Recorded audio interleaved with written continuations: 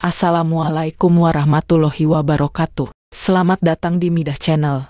Pada kesempatan kali ini, kita akan mengisahkan salah satu tokoh besar dalam sejarah Islam yang sangat luar biasa. Penasaran dengan kisahnya? Yuk simak videonya sampai akhir dan pastikan jangan sampai terlewatkan. Tapi sebelum kita mulai, jangan lupa like, share, komen dan subscribe untuk mendapatkan notifikasi update video lebih banyak tentang konten Islami dari Midah Channel. Nabi Sulaiman alaihi salam adalah salah satu nabi dan raja yang diberikan banyak keistimewaan oleh Allah. Ia diberi kemampuan untuk berbicara dengan hewan, memahami bahasa burung, dan bahkan menguasai jin. Allah berfirman, dan Sulaiman telah mewarisi Daud, dan dia berkata, "Wahai manusia, kami telah diberi ilmu tentang suara burung, dan kami diberi segala sesuatu.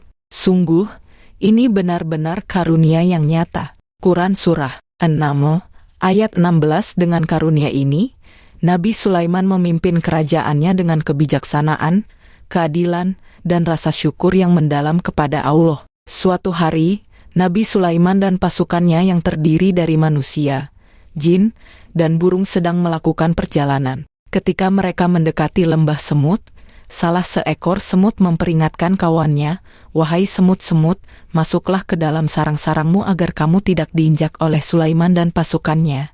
Sedangkan mereka tidak menyadari. Quran Surah An-Naml, ayat 18. Mendengar ini, Nabi Sulaiman tersenyum dan berdoa agar selalu bersyukur atas nikmat yang Allah berikan kepadanya. Ia pun memerintahkan pasukannya untuk berhenti agar tidak melukai semut-semut tersebut. Salah satu kisah paling terkenal tentang Nabi Sulaiman adalah pertemuannya dengan Ratu Balqis, penguasa negeri Saba. Nabi Sulaiman mengutus burung hudhud untuk menyampaikan surat yang mengajak Ratu Balqis dan rakyatnya untuk menyembah Allah. Ketika Ratu Balqis memutuskan untuk menemui Nabi Sulaiman, ia terkejut melihat tahtanya yang telah dipindahkan ke istana Nabi Sulaiman sebelum ia tiba. Nabi Sulaiman juga menunjukkan kebesaran Allah dengan istananya yang megah, dengan lantai kaca tembus pandang yang membuat Ratu Balqis mengira itu adalah air. Akhirnya, Ratu Balqis mengakui kebesaran Allah dan memeluk Islam. Dia berkata,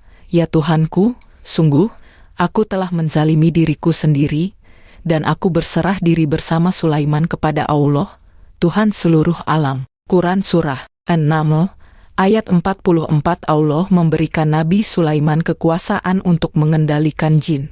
Jin-jin ini membangun istana, patung-patung, dan melakukan berbagai pekerjaan berat di bawah perintahnya. Allah berfirman, "Dan kepada Sulaiman, dalam kurung, kami tundukkan angin yang sangat kencang tiupannya dan jin-jin yang bekerja di hadapannya dengan izin Tuhannya." Quran Surah Saba, ayat 12 hingga 13. Dengan kekuasaan ini, Nabi Sulaiman tidak pernah sombong. Ia selalu mengingatkan jin, manusia, dan hewan di kerajaannya untuk tunduk kepada Allah. Nabi Sulaiman wafat dalam keadaan berdiri, bersandar pada tongkatnya, saat mengawasi para jin yang bekerja. Mereka tidak menyadari wafatnya Nabi Sulaiman hingga tongkatnya dimakan oleh rayap, dan tubuhnya jatuh. Allah berfirman, "Maka ketika kami menetapkan kematian baginya, tidak ada yang menunjukkan kematiannya kepada mereka kecuali rayap yang memakan tongkatnya." Quran Surah Saba, ayat 14. Ini menjadi pelajaran bahwa hanya Allah yang mengetahui segalanya, dan semua makhluk, sekuat apapun, akan kembali kepadanya. Kisah Nabi Sulaiman mengajarkan kita tentang pentingnya rasa syukur atas nikmat Allah, keadilan dalam memimpin, dan ketundukan kepada Allah, meskipun diberi kekuasaan yang besar. Kebijaksanaan Nabi Sulaiman adalah teladan bagi umat manusia. Kamu punya ide atau saran untuk cerita berikutnya? Yuk, tulis di komentar, siapa tahu kita bisa bahas di video selanjutnya. Kalau kamu suka kisah cerita seperti ini dan ingin terus mendengar kisah-kisah Islami lainnya, yuk klik tombol like-nya. Jangan lupa subscribe dan aktifkan loncengnya agar nggak ketinggalan video terbaru dari kami.